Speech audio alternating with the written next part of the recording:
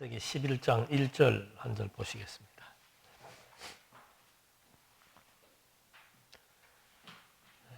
창세기 11장 1절 말씀. 온 땅의 언어가 하나요, 말이 하나였더라.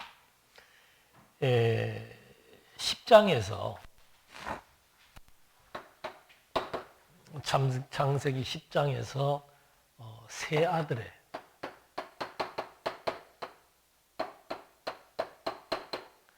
분포도를 설명을 했습니다. 그래서 거기에는 족속과 언어와 족속, 언어, 땅, 나라 이렇게 해서 분포가 되었다. 그 분포에 대한 근거가 9장 1절과 2절 말씀에 하나님께서 노아와 세 아들에게 복을 주셨다. 그 복의 내용을 하나님이 이제 실천해 나가시는데, 그 복이 하나님의 일방적인 명령으로 주어졌기 때문에 우리는 언약이라고 개념 규정을 했습니다. 그래서 그 언약대로 그 언약의 내용은 이제 나라를 세워주겠다는 겁니다. 그런데 이 나라가 세 아들을 통해서 이제 각각의 나라들로 구성이 됩니다. 그래서 10장에서는 족속, 이 족속의 우두머리들은 이제 세 아들입니다. 셈과 함과 야벳 세 아들에 의해서 이제 세계 인류가 퍼져나가게 되죠. 근데 특징은 뭔가 하면은 언어가 다르다 그랬습니다. 그 각 족속마다의 언어가 다르고 그 다른 이유가 뭔가, 그거는 이제 11장에서 확인을 해보도록 합니다. 언어가 다르고 그 다음에 그들의 땅, 그들이 차지하는 땅의 지역이 다 다르다. 그렇게 해서 결국은 그 세 족속에 의해서 형성된 70의 부족들에 의한 나라들이 이제 형성이 되었다. 이게 10장까지의 내용이었습니다. 그런데 11장 1장에서 언어의 공용에 대해서 설명을 합니다. 여기 지금 이제 온 땅의 언어가 하나요, 말이 하나였더라 그랬습니다. 요것을 다른 그 공동 번역에서는 온 세상이 한 가지 말을 쓰고 있었다. 또 새 번역에서는 처음 세상에는 언어가 하나뿐이었다. 이렇게 시작을 합니다. 그러니까 여기서는 언어가 다양했습니다. 언어가 다양했습니다. 다양한 언어를 가지고 확산이 되었다라고 이제 얘기를 해서 나라가 각각의 언어에 의해서 족속과 땅이 이렇게 경계가 확정되어져서 나라가 세워졌다. 그런데 그 언어에 대한 문제를 11장에서 다시 다루고 있습니다. 그러니까 그 언어가 처음에는 하나였다가 그 다음에는 다양화되었다. 그 이유를 이제 11장에서 밝혀주는 겁니다. 언어라고 하는 것은 굉장히 중요합니다. 언어가 바르게 사용되면은 그 여호와를 찬양하게 되지만, 그 언어를 통해서 인간들의 세력이 규합되게 되면은 여호와를 반역하는 그런 상반된 결과가 나타나는 것을 보게 됩니다. 그래서 우리는 잠깐 그 언어에 대한 그 유래를 좀 살펴볼 필요가 있습니다. 왜? 이 언어 때문에 결국은 인본주의와 신본주의가 구분될 수 있는 분기점이 됩니다. 최초로 언어를 사용한 사람은 누굽니까? 최초로 언어를 사용한 사람. 그건 뭐 보나마나 아담입니다. 그 아담은 말을 누구한테 배운 거예요? 하나님한테 배운 거예요. 언어라고 하는 그 언어의 시발은 신과 인간의 소통의 수단입니다. 그래서 하나님에게 언어를 배웠고, 언어를 배운 그 아담은 바로 그 다음에 모든 그 피조 생물들, 모든 피조물에게 이름을 부릅니다. 그래서 각 생물의 이름을 부르고 각 생물을 부르고 이름을 주었다 그랬습니다. 그러니까 하나님과 아담 그리고 뭐 생물뿐만 아니고 모든 피조물에게는 다 뭐가 있어요? 다 이름이 있습니다. 이름이 없으면은 어떤 물체나 어떤 사람인 무엇이든지 간에 이름이 없으면 개념을 설정할 수가 없게 되어 있는 거예요. 교탁이다, 의자다, 책상이다, 이름이 다 붙어 있으면은 그 개념들이 머리에 들어오게 되는 거죠. 그래서 하나님께서 아담에게도 이름을 짓도록 하나님께서 허락해 주고 하나님으로부터 배웠던 그 언어를 가지고 이제 모든 생물들에게 이름을 지어서 부릅니다. 이때의 언어는 단일한 언어입니다. 언어는 한 가지였습니다. 그래서 그 언어를 가지고 여호와와 소통하고 피조물들과의 소통이 이루어졌죠. 그러다가 이제 그 노아의 홍수 사건이 있고 이 세 아들을 하나님께서 이제 언약대로 땅에 충만케 하기 위해서 각 지역으로 전 세계로 흩어져서 나라를 세우기 위해서 하나님이 언어를 단일한 언어를 이제 다양하게 이제 사용하도록 이때 10장에서부터 언어가 다르게 나타나기 시작하는 거죠. 그러니까 10장에서 보게 되면 언어를 다양하게 주어서 어떻게 했는가? 각 나라, 각각의 족속대로 나라를 세우는데 소통의 하나의 소통의 수단으로 하나님께서 저렇게 언어를 해서 퍼지게 되었다. 그런데 이제 11장의 내용을 이제 확인해 보면 알겠습니다만은 이 언어가 이제 왜곡되게 사용됩니다. 악용되는 거죠. 처음에 온 세계의 언어를 왜 이렇게 하나님이 다양하게 했는가 하면 처음에는 그 말입니다. 처음에는 언어가 하나였는데 언어가 하나다 보니까 이 사람들이 그 언어 하나의 틈을 타서 세력을 규합하고 그 세력을 규합해서 이제 하나님을 대적하는 그런 사건들이 이 11장으로부터 전개가 되죠.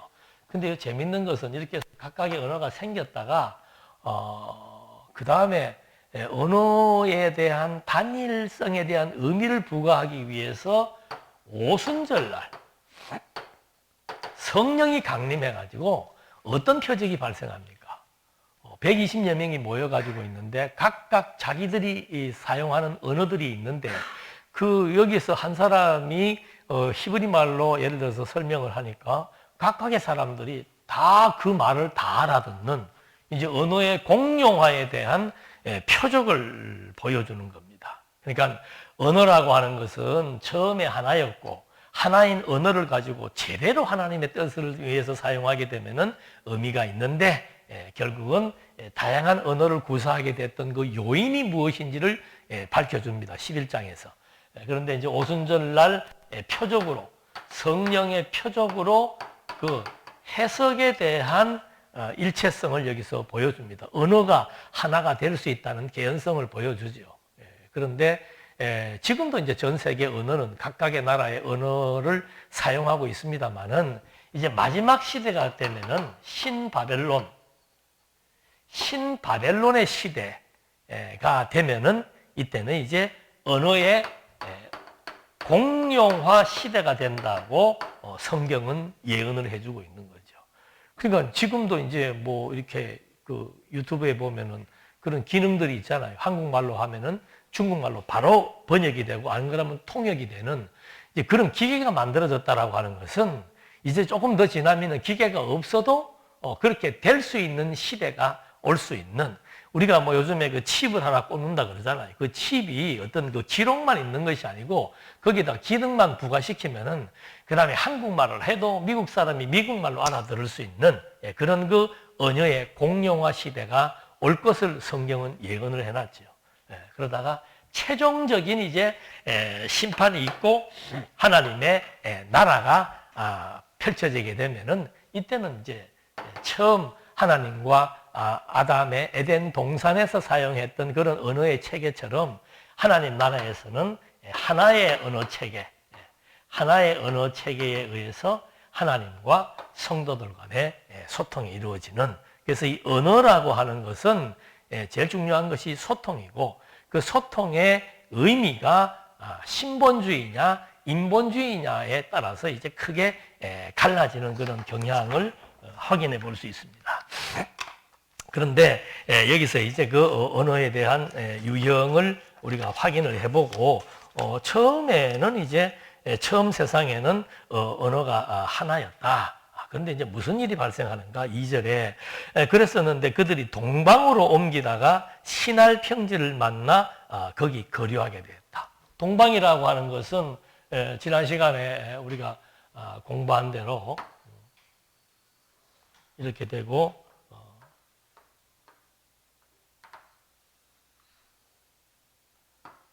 이렇게 되면은 여기 이제 여기 뭐 아주 작은 여기가 예루살렘이라고 칩시다. 여기고 여기에서 이제 이렇게 티그리스 강과 유브라데스 강, 티그리스 강으로 나누어집니다. 그 강의 종착점 지정에 보면은 높은 아라랏 산이 여기 이제 노아의 홍수 시대에 있었던 그 배가 머물렀던 곳이 여기가 되는 거죠. 그리고 사실은 인류의 그 발상이 이 유브라데스 강, 티그리스 강, 그게 에덴 동산에 흘렀던 강의 이름에 의해서 추적이 되는데, 지금 확인 안 되는 강의 이름도 있지만 지금도 확인될 수 있는 강이 유브라데스 강, 티그리스 강이죠. 여기가 이제 바벨이라고 하는 신할 평양, 굉장히 넓은 평지라고 합니다. 그 신할 넓은 평지에 바벨이라고 하는 그런 그 이름을 가진 도시가 있었다는 거죠.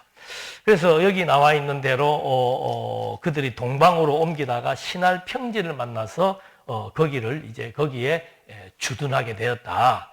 근데 서로 말하되 벽돌을 만들어 견고히 굽자 하고, 이에 벽돌로 돌을 대신하며 역청으로 진흙을 대신하고, 또 말하되 자 성읍과 탑을 건설하여 그 탑 꼭대기를 하늘에 닿게 하여 우리 이름을 내고 온 지면에 흩어짐을 면하자 하였더니, 이제 이쪽 지역에 이 신할 평지에 와가지고 이 사람들이 탑을 건설을 하게 됩니다.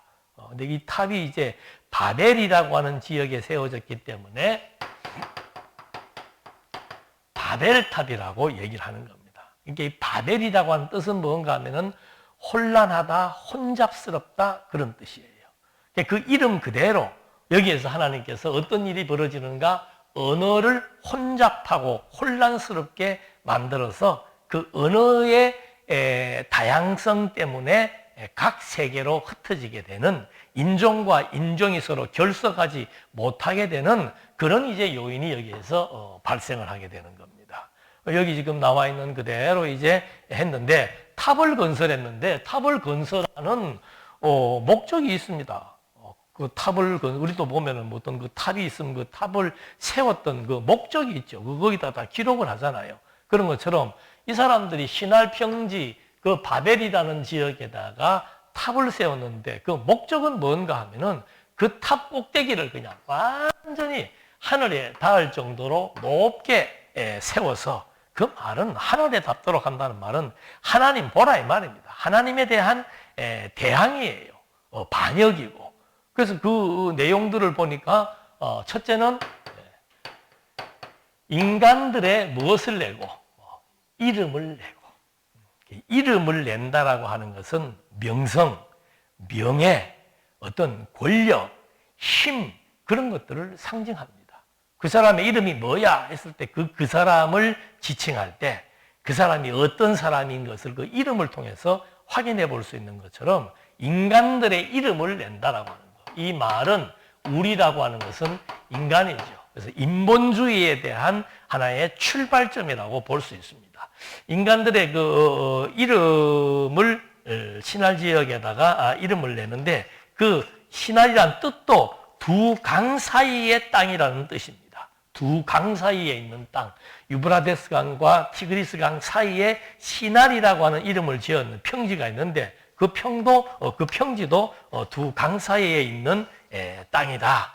거기다가 사람들이 이제 탑을 세워놓고는 탑을 세웠던 목적이 뭔가 하면 인간의 이름을 드러내자. 즉, 인간의 업적. 완전히 인간 중심입니다. 우리가 이렇게 엄청난 힘과 권세와 능력을 지니고 있다는 것을 드러내기 위한 거죠. 이것은 저주받은 하나의 표시입니다.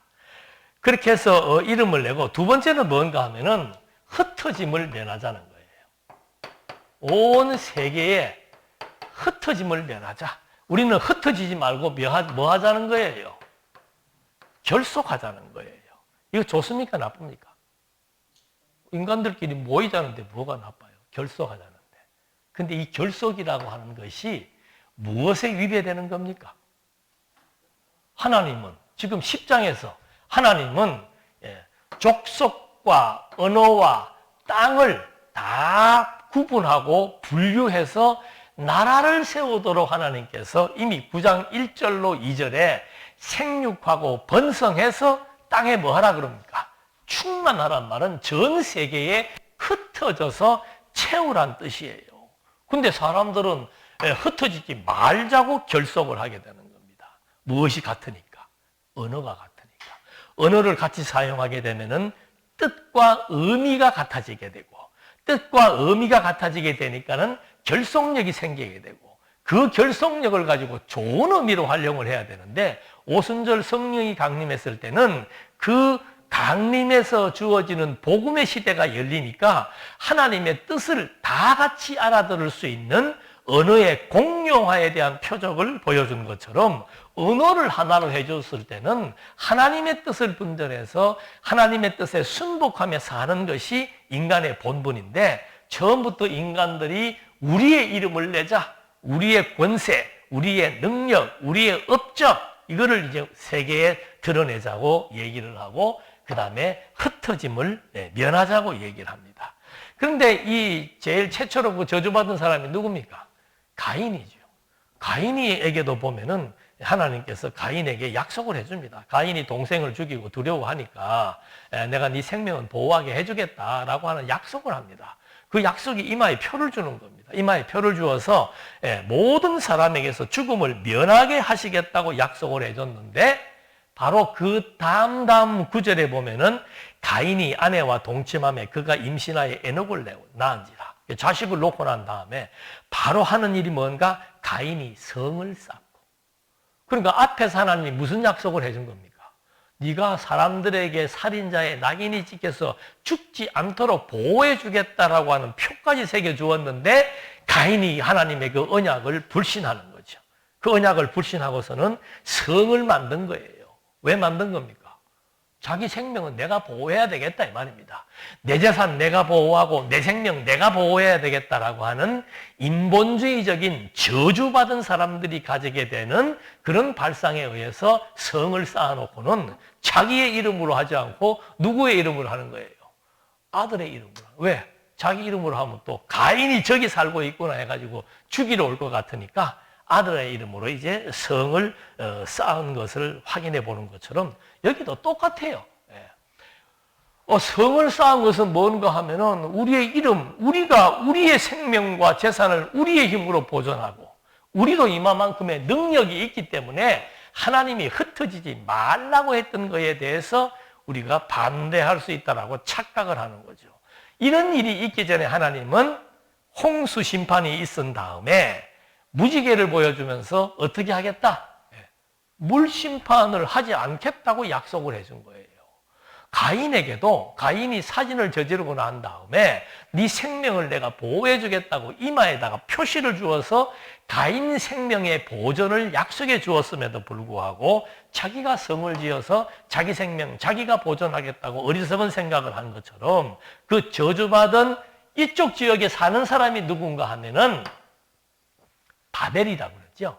바벨은 니무롯이 사는 동네라고 10장에 나옵니다. 그 니무롯은 누구였습니까? 함의 아들.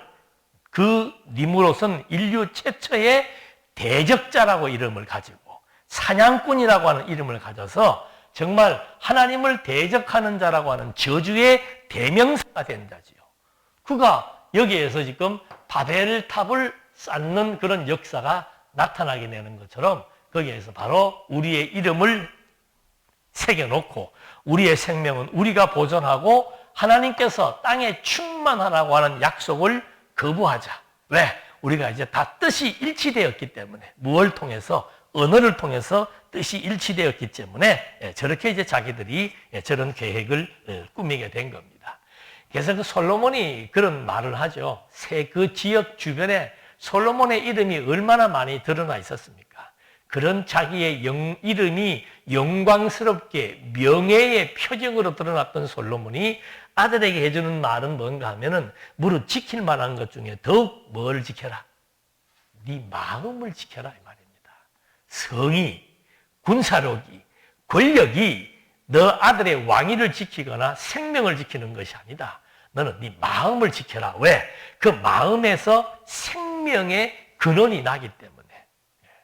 그러니까 마음이라고 하는 것은 생각이고 그 생각은 인간 중심의 생각이냐 하나님 중심의 생각이냐에 따라서 죽느냐 사느냐 저주와 축복이 판가름 난다는 거죠. 그걸 솔로몬이 경험을 해서 그런 말을 해주는 것처럼 결국 이런 10장에서 하나님이 저런 약속에 의해서 이미 다 확정된 나라가 지역마다 경계를 가지고 언어가 다르도록 다 확정되었는데 그렇게 확정되기까지 언어가 다양하게 된 이유와 근거와 목적을 여기에서 밝혀주는 거죠. 언어가 같으니까 결국은 인간들의 힘을 모아서 하나님을 대적하는 하나님의 약속을 불신하는 거역하는 그런 결과가 저기에서 초래가 되게 됩니다. 그러니까 5절에 여호와께서 사람들이 건설하는 그 성읍과 탑을 보려고 내려오셨더라.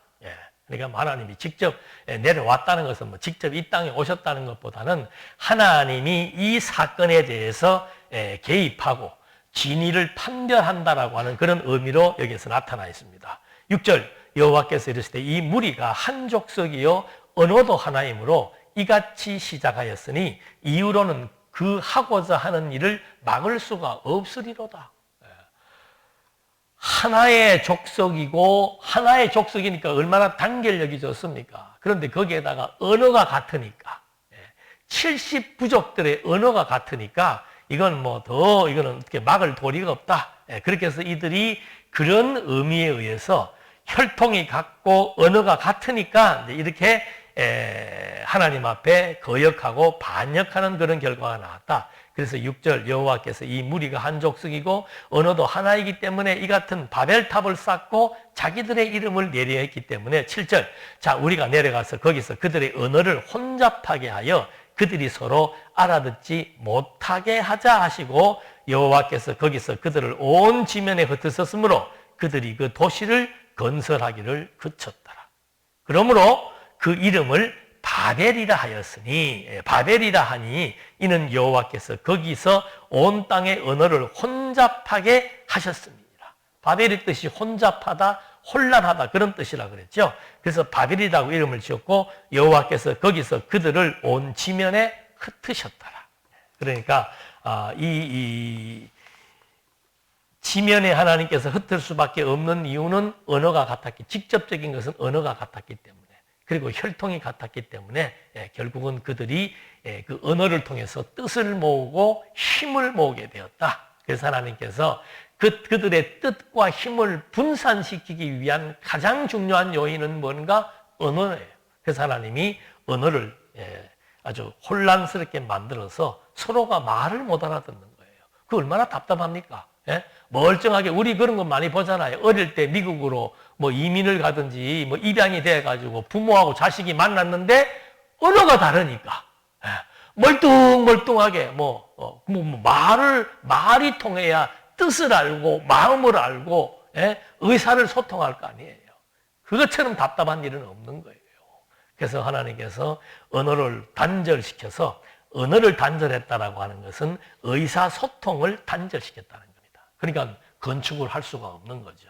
그렇게 해서 건축을 중단시켜 놓고 하나님이 온 지면에 흩어버렸다 이 말입니다. 온 지면에 흩으신 이유는 뭡니까? 그게 땅의 충만에 대한 하나님의 언약을 하나님이 이루시기 위한 하나의 수단이라 그 말이죠. 그래서 뭐 인간들이 바벨탑을 쌓든 뭐 하나님은 하시는 일이 뭐 명확합니다. 인간들의 죄악으로 말미암아 바벨탑을 쌓았을 때 하나님은 언어를 다르게 해서 세계로 흩어버리면서 하나님의 언약대로 생육하고 번성하여 땅에 충만하라고 하는 약속을 이루신 것처럼 아담이 타락했지만 그리스도를 보내셔가지고 생명사역을 이루어내시는 하나님의 섭리. 형들이 요셉을 파는 범죄를 저질렀잖아요.